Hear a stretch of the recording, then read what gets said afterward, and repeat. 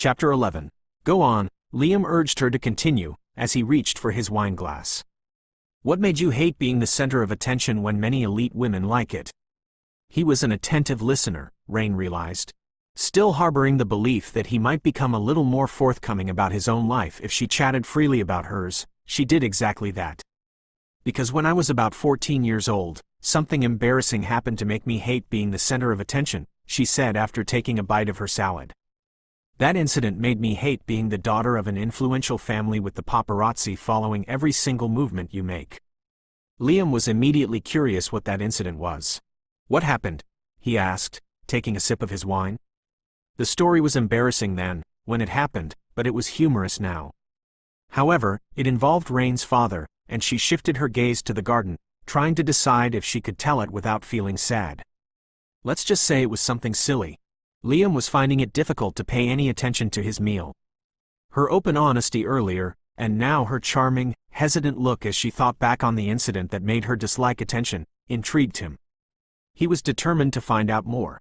Since courtesy demanded that he at least give her a chance to eat some of her meal, he stifled his curiosity, temporarily postponing his question.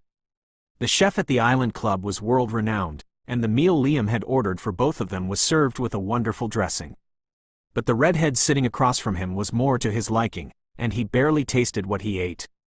He waited until she'd eaten some of her food.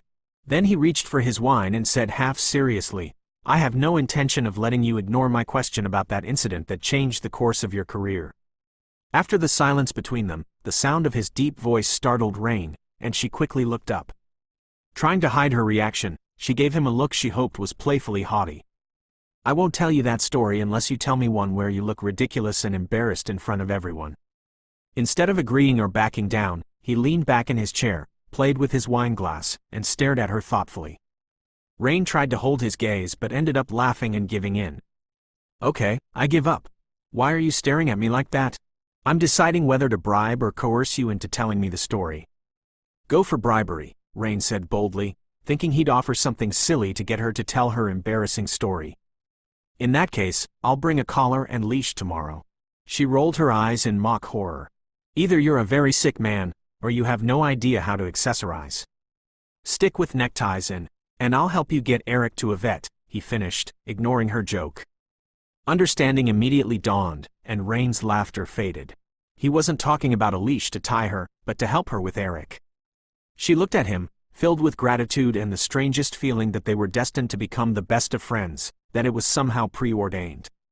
He returned her gaze, his black eyes smiling warmly into hers. No, not warmly, Rain realized. Intimately. Hastily, she tried to divert him with humor. That's a clever bribe. What were you going to say to coerce me? He quirked a thoughtful brow, a smile tugging at his lips. You owe me? He suggested. Rain felt like covering her face and ears to block out the sight and sound of him. Even relaxing in his chair, he exuded potent sexual vitality. When he laughed, he looked sexy. When he smiled, he looked dangerously inviting. And when he was silent and thoughtful, as he'd been just a moment before, he looked intriguing and wonderful.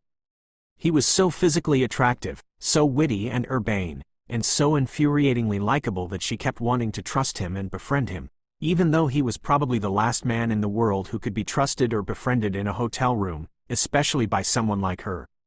He was like a powerful, 200-pound magnet, and she felt like a little paperclip, struggling against his pull but being tugged inexorably, inch by inch, across the table to him.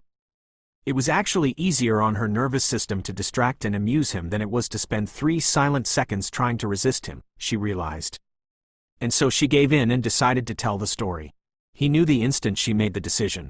What did it? He inquired with amused satisfaction. The bribery or the coercion? I'm completely unaffected by bribery, Rain replied smugly, and was about to add that she was also impervious to coercion. But before she could do that, he said, Good. I'll pick you up tomorrow morning at 11. Now, let's have the story of that incident. With a sigh, Rain began the tale. Well, I was only a teenager then, but this might sound silly to an adult, she said. Back then, my parents were so protective of me and wouldn't allow me to go out to sleepovers like my other friends did. And as you may have known, I used to have freckles all over my face, with pimples and braces. Many people gave me the nickname, Ugly Duckling. Due to constant bullying at school, my parents thought it was a good idea to have me homeschooled. I had no friends after I started homeschooling, but because of my family's connections and social circles, I managed to make a few spoiled friends who came from the same family circles as mine. I used to think they liked me for who I was and that they really wanted me to be their friend, seeing as they'd never bullied me or called me that ugly nickname given to me at school. So I trusted them so much that a day came when they invited me to a birthday party meant only for teenagers with their handsome escorts, who they believed they were in love with. You know how it is in the wealthy circle, how parents let their children have whatever they wanted.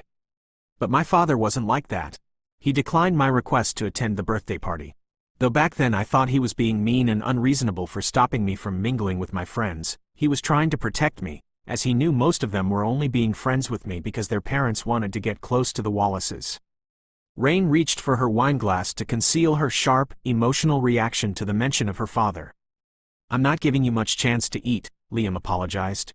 Rain ate a scallop and some rice to give herself time to compose herself, but Liam barely touched his food. For a tall, muscular man who should have been starving by now, he wasn't eating much, she realized. "Anytime you're ready to go on," he prompted after a couple of minutes. His grin was so uplifting that Rain smiled back at him and continued her story without the choking grief she'd felt moments before. "So I sneaked out of the house when I was sure my father was out to attend some important meeting. Back then, I wasn't allowed to buy makeup kits like my friends, nor was I allowed to use anti-aging creams like they did at such an early age. So I sneaked into my mom's room and grabbed whatever I'd need to make myself up that evening. I watched a video online on how to do makeup so I could hide my freckles and pimples. It was a disaster. The makeup came out terrible, but because it was my first time attempting such a thing, I was proud of myself.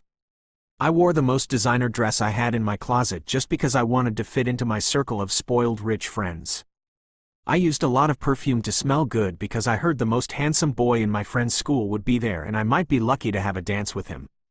Rain stopped again, but this time it was because she was trying not to giggle at the memory. "I was so stupid to have harbored such thoughts when I knew I was the last person on earth a handsome little Prince Charming would notice at a birthday party filled with beautiful little girls with smooth skin."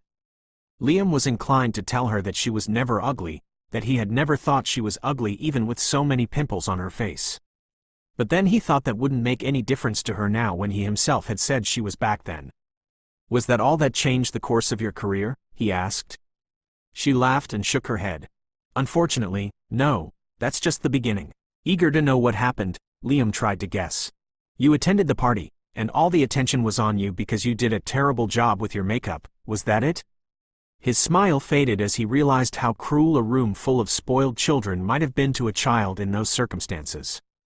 But Rain shook her head no and said, "I wish it ended like that." "What happened?" he asked. "Actually, at the age of 14 and almost 15, with so many pimples, I was late on my puberty.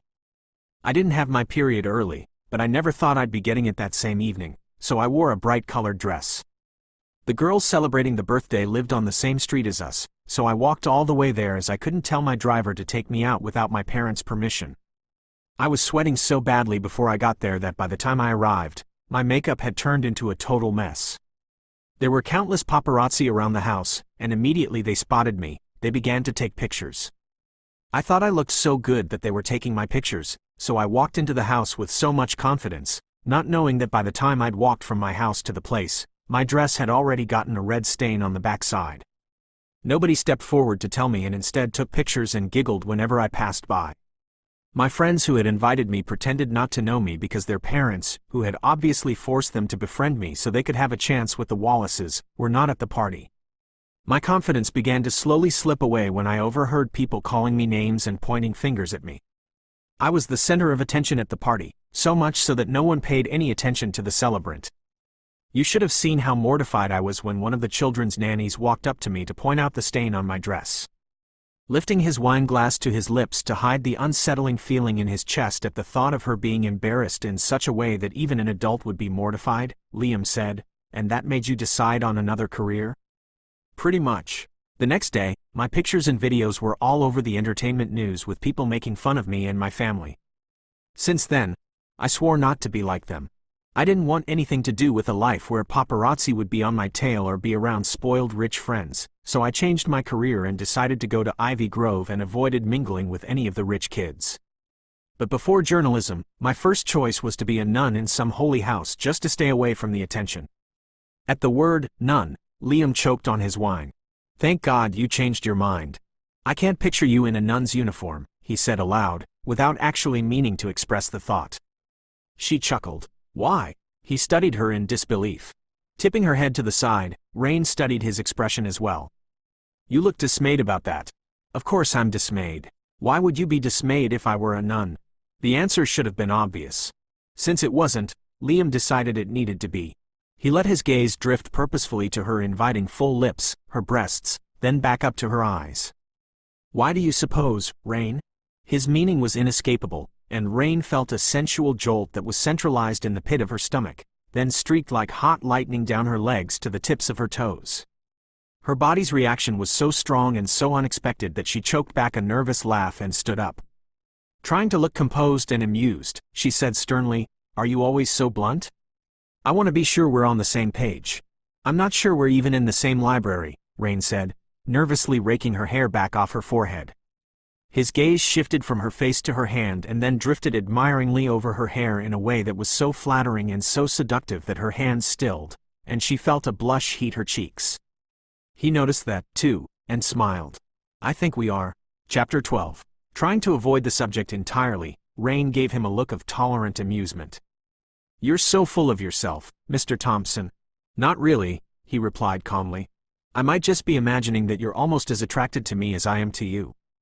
If that's the case, I'm guilty of wishful thinking, not arrogance." As if he hadn't already wreaked enough havoc on her, he lifted his brows and said, "Those are the options. Pick one." "You're on the wrong page. We're not even in the same library. You're just imagining. I'm not attracted to you." That's all she needed to say, Rain realized, but with his piercing black eyes and his knowing smile leveled on her, she wasn't certain she could be convincing, not when she wasn't completely sure herself anymore. Trying to wriggle out of a dangerous position, she ignored his instruction to make a choice and laughingly said, "I hate multiple-choice questions. They're so limiting." Before he could say another word or lure her into another trap, or onto his lap, Rain said hastily, "I want to check on Eric and get some more ice for us. Please go on with your meal." With that, she turned and fled into the suite.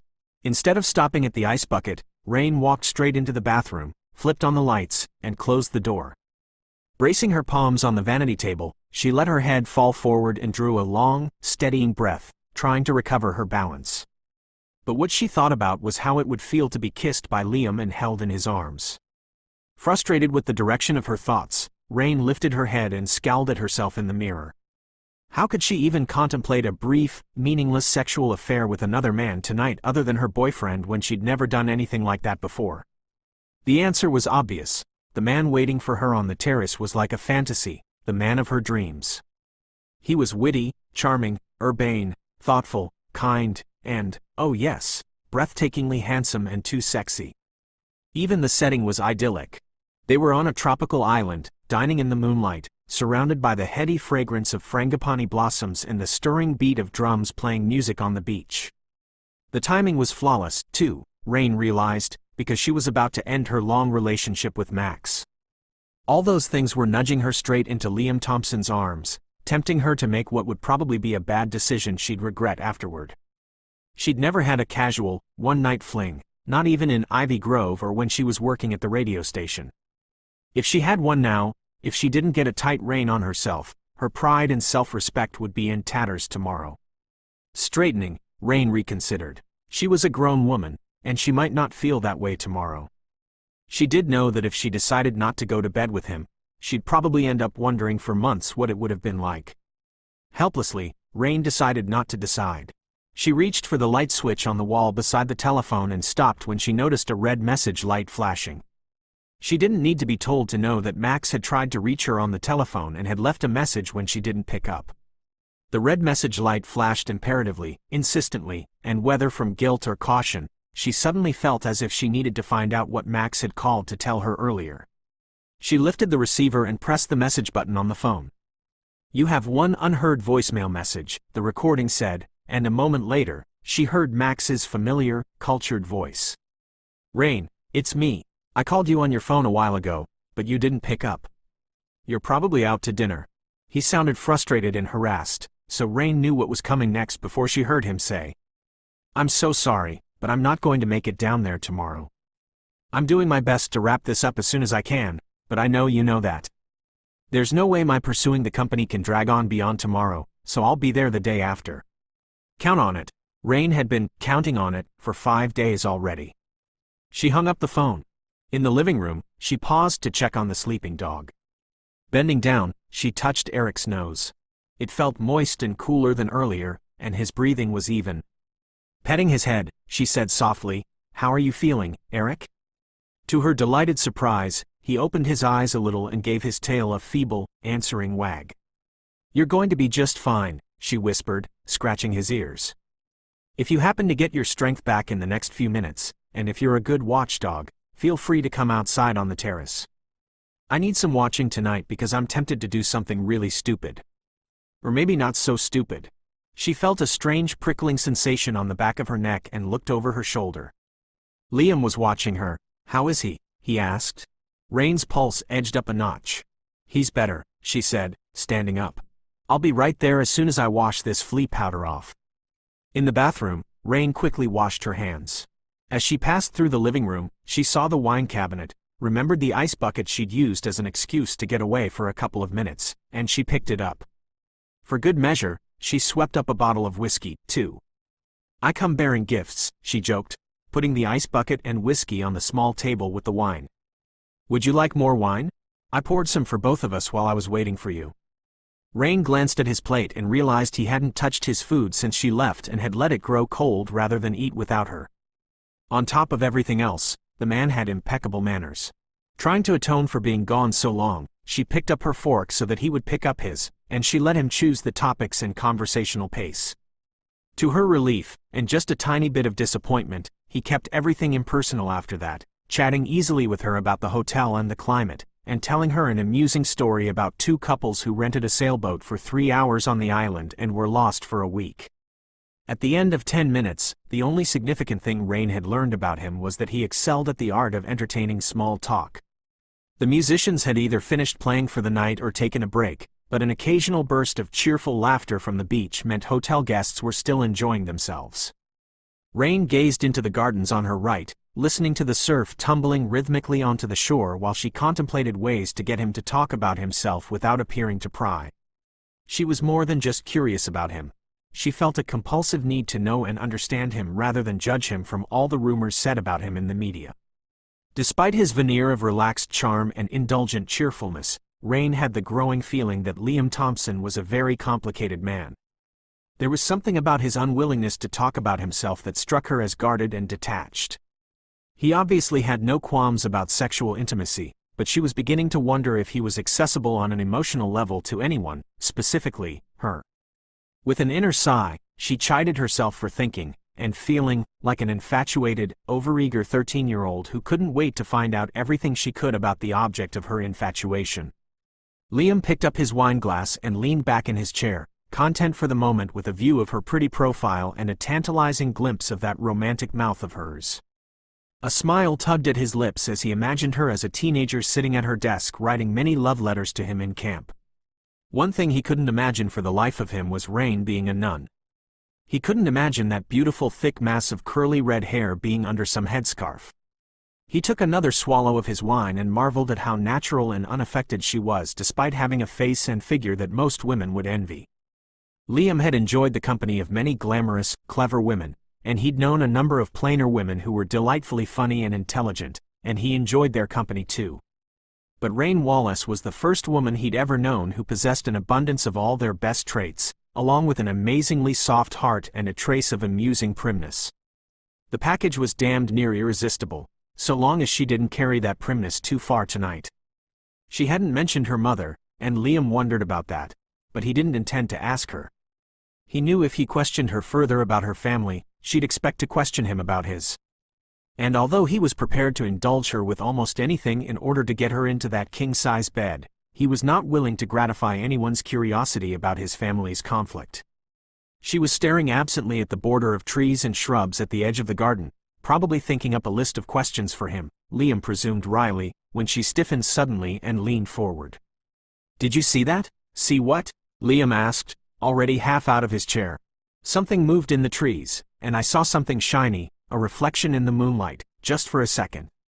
Shaking his head at the outlandish reaction of a born and bred city girl to the presence of a harmless animal, Liam decided to stand up instead of sitting back down. "A cat or dog," he assured her, walking around to her side of the table. "Their eyes gleam when light touches them at night."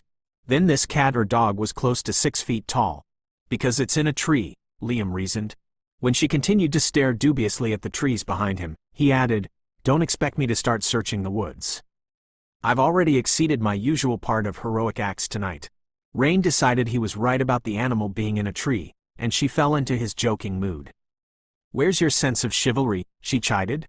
His deep voice acquired a deliberately meaningful note. "My chivalry expires when dessert is finished." He was standing so close that the legs of his trousers were touching her knees, and she had to tip her head way back to talk to him, but she did her best to appear amused and calm despite her physical disadvantage. "We didn't have dessert," she pointed out. "Let's have it now," he said with quiet implacability, and held out his hand. Rain's heart slammed into her ribs. In slow motion, her hand reached toward his, her fingers sliding into his warm handclasp. He held out his other hand, and when she took it, she felt herself drawn upward. His right arm slid around her back, forcing her breasts into contact with a male chest like a wall of rock, and as he stepped farther away from the table, his left hand clasped her right, tucking it against his chest. Expecting a kiss, Rain started to tip her head back, but he stepped sideways and turned her slightly to the left. An instant before she lost her balance and tripped on his feet, Rain realized the band at the beach was playing slow music now and he wasn't trying to kiss her, he was trying to dance with her.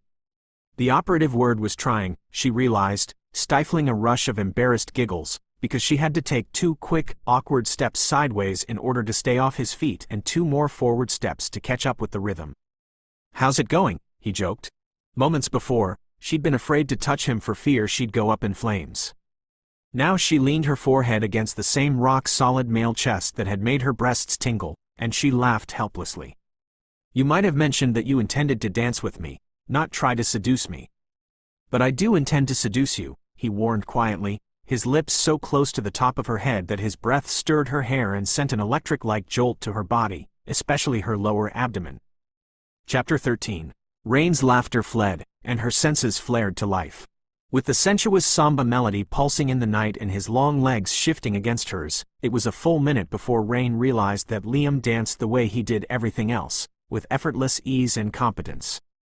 No doubt he would be just as expert in bed, she thought, just as demanding, and tender, and irresistibly male as he was out of bed.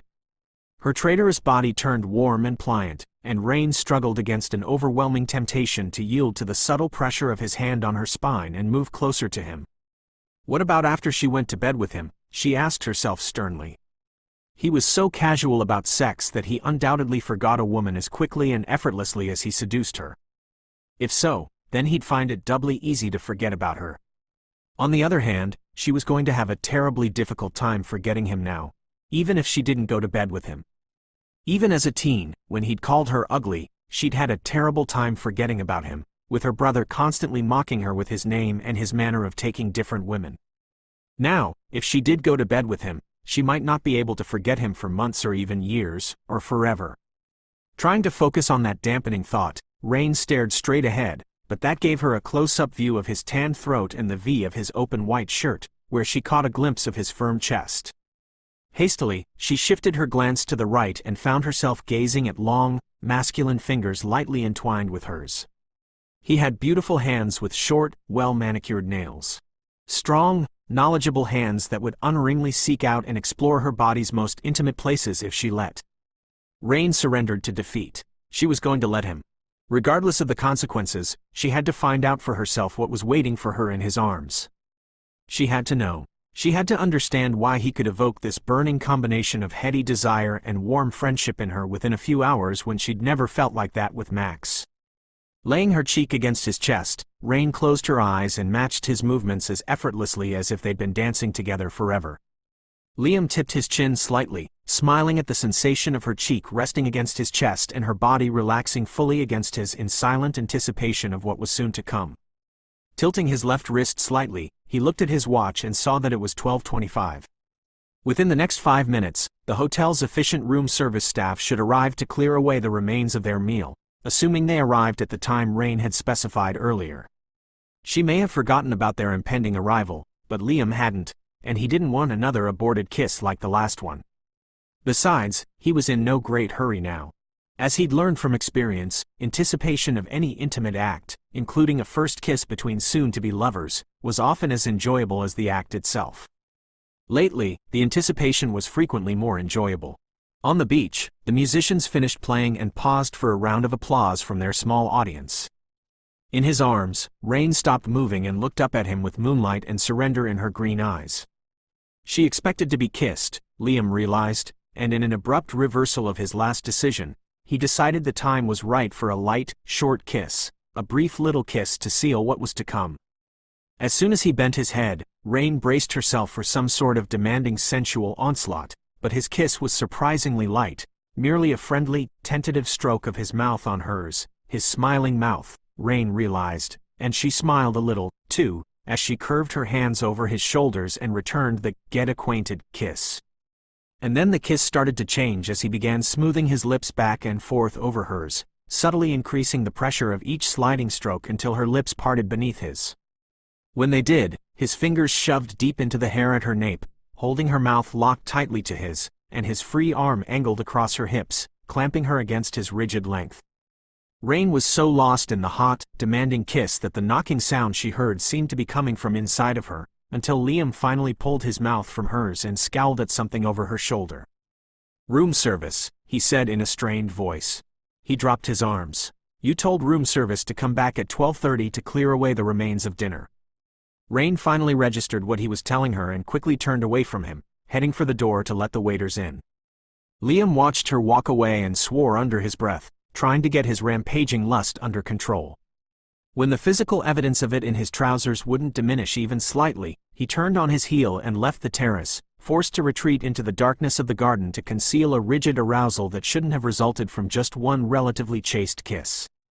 Or 6 of them. He was experienced in this to the extent many women no longer aroused him so easily. A mere kiss wasn't enough to get him hard or drive him to the brink of lust like it was doing now. He was the kind to go through the foreplay before he got aroused and all excited like a teenage boy, but surprisingly, with Rain Wallace, it was different, and he had a feeling that tonight was going to be different. Chapter 14.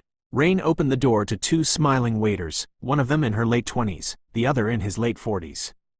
"How was your dinner, miss?" the younger waiter asked, as she wheeled in a cart. "Wonderful." Rain couldn't remember what she'd eaten for dinner, and she sounded a little breathless. "Was our fine wine to your taste?" the older waiter inquired, stepping carefully around the sleeping dog. "Yes," Rain said. "It was," she added with a quick smile, trying to recover her balance that had been lost after the kiss. She checked to be sure Eric was all right. Then she smoothed her hair down and stepped back outside onto the terrace. Liam was standing in the garden with his hands shoved in his pockets, staring out across the moonlit water as if lost in thought.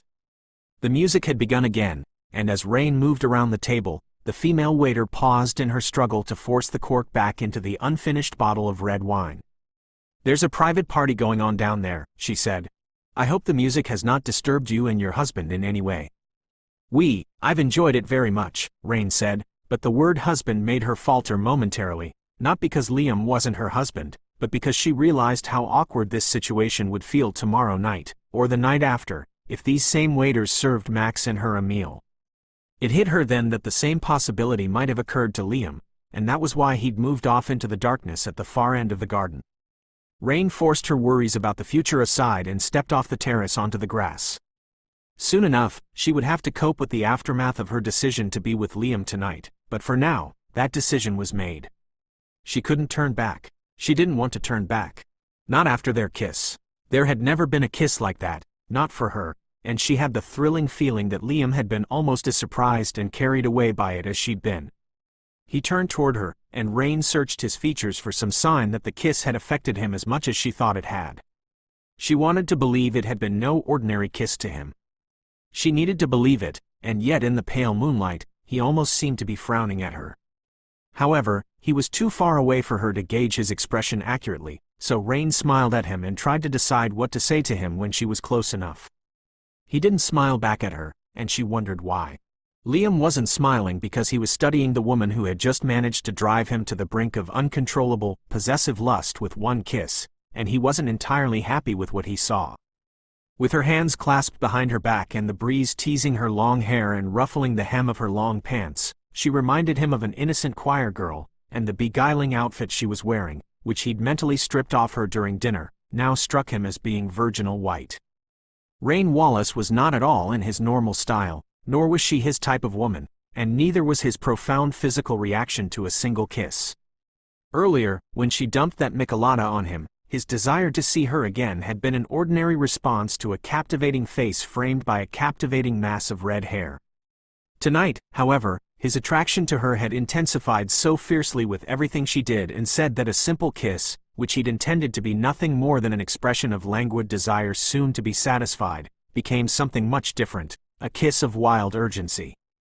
He watched her as she stopped to pluck a white flower from a bush covered with white blooms. She held the bloom to her nose, inhaling its fragrance as she looked out across the water. Suddenly, Liam was taken 5 years back in time to a party he'd attended at the home of one of his father's business partners. Bored with the party, Liam had taken his drink outside, where he eventually wandered down a path that ended at the entrance to a small, torchlit garden at the edge of a cliff.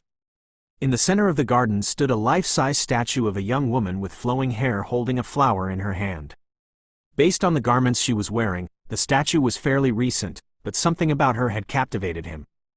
"Do you mind if I join you, young lady?" he'd asked the statue as he studied her features. That question had been as idiotic, Liam realized, as the fact that he was now comparing a red-headed woman to a Greek statue he'd seen 5 years ago. His response to Rain Wallace was not only unreal, it was unpredictable, and although Liam had no idea why she affected him that way, or exactly where all this was heading, he was suddenly a little wary of the general direction it had taken him. He resolved to chart the remainder of the course more carefully and on his terms. Rain stopped in front of him and glanced over his shoulder toward the beach, where the musicians were starting to play another music. "The music is playing again," she remarked lightly, trying not to feel uneasy about the fact that he was looking at her with a rather cool smile and keeping his hands in his pockets. "I guess the party down the beach will last overnight," she added. Liam shifted his gaze in the direction she indicated and named the song the musicians were playing on the beach. "The girl from Ipanema," he said, but he didn't make a move to dance with her, and Rain decided the continued presence of the waiters on the terrace was the explanation for his hesitant behavior. Since she couldn't restore the mood to what it had been just before the waiters arrived, she decided to try for the friendly banter she'd shared with him at dinner and, hopefully, an opportunity to learn a little more about the man she was about to go to bed with. "I know you like music," she said lightly. "I can tell that from the way you dance along to the music. What's your favorite kind of music?"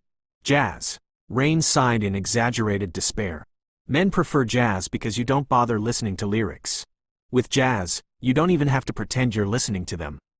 "What's your second favorite kind of music?" "Classical," Liam replied, "which has no lyrics to listen to," she said so smugly that Liam grinned in spite of himself. "What's your third favorite?" she asked. "Opera," Liam replied.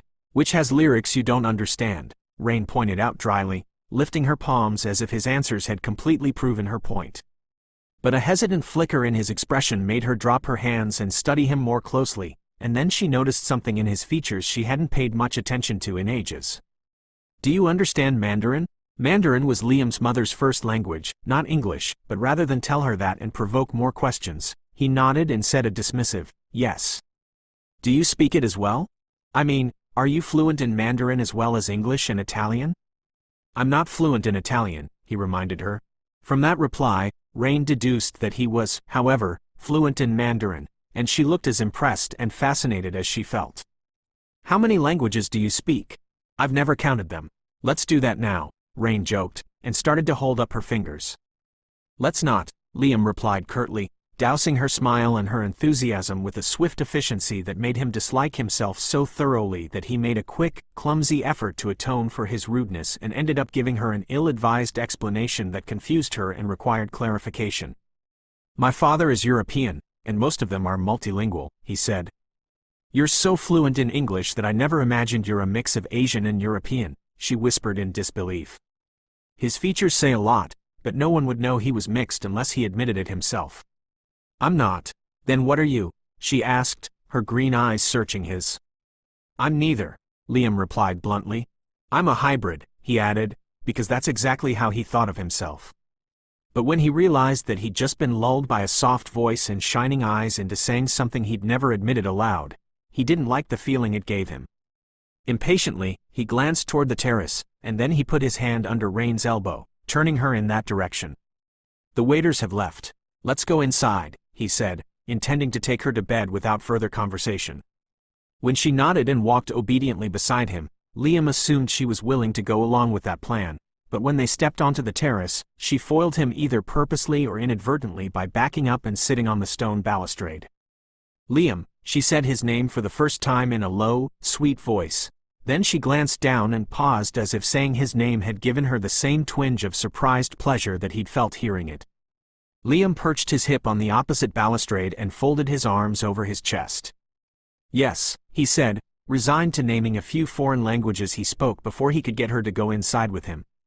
She lifted her face to his, her smile quizzical. Why did you call yourself a hybrid? Because I'm European by birth and half-blood, and Chinese by half-blood. She nodded as if satisfied. Do you have blood-related siblings? Startled and annoyed by her unexpected line of questioning, Liam said shortly, No, not really. Not really, she repeated, and then half-jokingly she said, What about the sisters I used to hear you had? They're not my sisters. I know your father passed away a while back. What about your mom? He shrugged impatiently and didn't reply. You have no family anywhere, is that it? What the hell of a difference does it make? None, really, I suppose, she said, but a hint of sadness and resignation had crept into her voice, giving Liam the distinct impression that for some reason, any further refusal to answer her questions was going to weigh heavily against him in whatever decision she was struggling with. I have a niece, Lily, whom you've already met, and a grandma, he conceded in a clipped voice, refusing to acknowledge the existence of his other family. How can you have a niece if you have no brothers and no sisters? She'd always known Lily was his niece, but she'd never known who birthed the girl or how she became Liam's niece, as the Thompsons' personal life was kept out of the media's reach and private. Where is this conversation going? He said shortly. Are you some kind of CIA or something? If he hadn't been so annoyed, he would have laughed. Why are you avoiding the topic of your family so much? She said lightly, standing up. Liam stood up and answered with a curt, impatient question of his own. Are you always so inquisitive? It was a thinly veiled reprimand and a warning to back off. And Rain backed off, literally as well as figuratively. Turning away from him, she faced the cold reality of the situation and not the dreamy idyll she'd cherished a short while ago. The only thing he wanted to share was an hour or so in her bed, and his only interest in her was as a convenient sex partner. For a moment she actually considered settling for that, but she already had all the sorrow and uncertainty she could shoulder waiting for her when she returned to Zen. She didn't need to add humiliation and guilt to her burdens. Her body language was unmistakable, and Liam suddenly decided the evening was better off ending exactly this way. Much better off. In fact, he was relieved it was ending like this.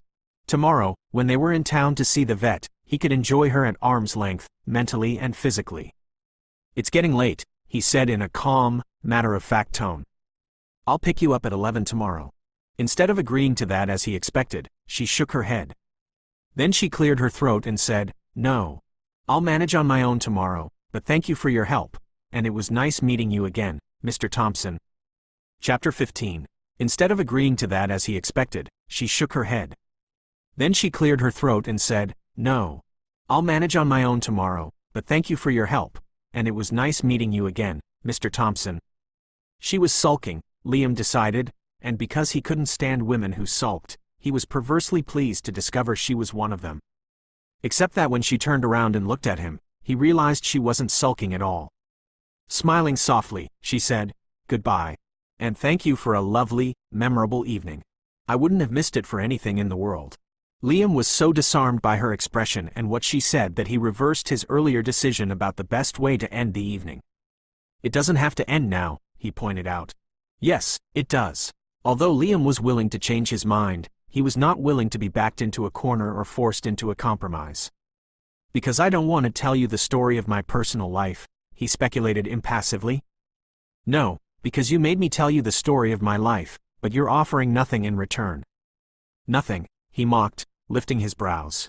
He was reminding her that he'd offered her his body in bed, in place of his biography, and as Rain fought down a fresh surge of temptation, she suddenly rediscovered that strange feeling of destined friendship that had come over her earlier. Without realizing what she was doing, she laid her hand against his hard cheek and smiled winsomely into his shuttered dark eyes. "What you're offering would be enough for any woman, I know," she teased, "but the problem is that I have a feeling you're a whole lot more than just another pretty face." At that remark, reluctant laughter flickered in his eyes and a muscle twitched at the corner of his mouth, and the warm connection Rain felt with him grew stronger, along with her aching sense of loss. "The truth is, I think you have a lot of layers, and if we were together again tomorrow, I would keep trying to peel off one layer at a time to peek beneath it and see what's hiding there." "To see you." When he didn't reply, she did it for him. "But you won't let me, and you won't like it if I try, will you?" Caught between shock at her sincerity and admiration for her courage, Liam gave her the tribute of an honest answer. "No, I knew that," she whispered with another smile, and pulled her hand slowly from his cheek, sliding it down over his shoulder until she finally forced herself to lift it away from him entirely. "Now go away before I change my mind." Liam noticed the way her hand lingered on him. He heard the slight shake in her voice, and he knew beyond any doubt that he could pull her into his arms and change her mind. He even sensed that on some level, she wanted him to do exactly that almost as much as he was tempted to do it. Instead, he decided to do exactly what she said she wanted him to do, partly because he knew that was probably the wisest course. However, rather than end their brief acquaintance on a grim note, he deliberately joked with her about her decision as he prepared to leave. "You are going to regret this, Red," he predicted with sham gravity. She nodded in complete agreement and matched his tone perfectly. "Without a doubt," she assured him, ignoring the nickname, but her eyes were suspiciously bright. Attuned to each subtlety of her expression now, Liam assumed tears were responsible for that sheen in her eyes. "If you change your mind about tomorrow—" "I won't," she interrupted quietly. "Goodbye," she added, and held out her hand to shake his, just as she'd done 13 hours after spilling a drink on him. He looked down at her hand, and without warning or reason, he felt a sharp compulsion to change her mind for her and spend the night with her after all. Ignoring her outstretched hand, he took her chin between his thumb and forefinger, tilted her face up to his, and smiled into her eyes. "In my culture, when a man and woman have spent an evening together, they kiss each other goodbye." If she'd looked away or tried to free her chin from his grasp, Liam would have forced her to kiss him and subdued the rest of her objections with his mouth and hands. Instead, she gave him a confused, feigned innocent look. "I've never heard of that. What culture is that?" Liam's brows snapped into a scowl. "You're not going to give in anymore, are you?" "Do you mean in your Casanova culture?" she persisted, ignoring his question. Liam dropped his hand in irritation. She stepped back. "I'll walk you out," she said politely and turned to walk into the suite with him. He declined her offer in a bored, impatient voice. "Don't bother. I know my way out. I'll pass the path at the back of the building." Fighting back tears of loss, Rain watched him walk off the terrace and turn left, striding along the back of her villa. As he reached into his pants pocket and withdrew his car keys, he stopped for a moment, his dark head bent in thought. Then he turned toward her. Rain's hope soared at the sight of his brief smile, but the words he spoke yanked her back to a painful reality. "You made the right choice, Miss Wallace." Inwardly, Rain flinched at the additional damage he inflicted on her with his automatic smile and indifferent words, but she forced her aching facial muscles into an answering smile. "I know," she lied. He nodded, as if completely satisfied with matters between them now. Then he strode down the path and disappeared around the corner of the villa. And out of her sight and life. In the trees at the border of the garden behind her, something made a rustling noise, but this time Rain didn't feel any alarm or bother to look around. Since she knew it wasn't Liam, she didn't care what else was back there. Squeezing her eyes closed, she dropped her head in a losing battle with doubt and shame. The reasons she'd given Liam for putting an abrupt end to their time together were nothing but half-truths. When she originally decided to go to bed with him, she hadn't needed to know how many languages he spoke or how many siblings he had before she could make that decision. The reasons she'd given herself for backing away were logical but lame and dishonest. She'd realized all along that she might feel guilty or mortified later if she slept with him tonight, and she'd been prepared to risk that and accept it if it happened. What she had not been prepared to do was go back to Zen and torture herself with unanswerable questions. Her father's death had changed the course of her life completely, and the future of the corporation he'd devoted his entire life to was an uncertain mystery with Rain, who was inexperienced, in charge. When Liam refused to talk about himself, she'd panicked at the realization that she would forever wonder who he truly was if she returned to Zen. Instead of focusing on the corporation, she would be focusing on him. She wanted so desperately to know him personally. Standing right in front of her, in fact, looking at her with sexy, heavy-lidded eyes and a deceptively lazy smile while he practically dared her to try to unravel what was going on inside him. What made Rain so furious with herself now was that she could have done it, at least partway, but she'd let him go. Perhaps it was because she'd been madly into him as a teen that she wanted to know the feeling of being in his arms, in her bed. At dinner tonight, she'd realized within minutes that there were carefully rigid emotional barricades around Liam, and she'd presumed that they'd been there a very, very long time, probably since his childhood. But he'd hidden it so well with his easygoing personality and charisma. Instead of granting him the right to have boundaries and admiring the amazing amount of warmth and strength he obviously possessed, instead of letting him put all that irresistible, confident sexuality of his to use, which he'd intended to do with her, Rain had focused on the probable foundation of his barricades and started digging there with probing questions about his family members. Every adult male had some sort of useful emotional barricades. Sometimes, they let them down for a woman they cared deeply for, but never did they let them down simply because a woman they barely knew wanted to make them do it, and do it immediately. Swallowing back tears of frustrated regret, Rain stepped off the terrace where she'd laughed and joked and danced with him, and been melted by one unforgettable kiss. Lifting her hand, she rubbed the aching muscles at her nape, then dropped her hand to her side. Less than half an hour ago, she remembered clearly, his long fingers had been at her nape, shoved into her hair, his mouth hungrily on hers. The music had ended when he left, she realized as she wandered aimlessly toward the beach. The night had died when he left. She thought about the way he'd turned back when he was walking away, as if the act of taking his keys out of his pocket had suddenly reminded him of another act he needed to perform, and he'd told her that she'd made the right choice, and for the first time, Rain regretted making such a right choice. She paused, looking up at the starry night with a longing and loneliness that gripped her heart and squeezed it in a way that made her breathing slightly labored. She wrapped her arms around herself, as if that was enough to give her the comforting company she desperately wanted and longed for. Though in the past she used to make fun of Mia whenever she spoke of waiting and wanting the perfect dream guy who would love and care for her, who would put her first, Rain had secretly harbored that dream as well. At first, she'd thought Max was that person, but it turned out she was wrong. However, with Liam, she knew he wasn't that person either, but she wished she'd let herself experience one night of being held in his arms like her teenage self had always dreamt of. But because of her own cowardice and her infatuated eagerness to know everything about him, she'd spoiled her chance to discover anything about him at all, and the chance to feel his kiss again. Knowing that made her feel so miserable that it was almost a consolation to think he hadn't really given a damn about her. At least she couldn't blame herself for spoiling chances she'd never have had with him.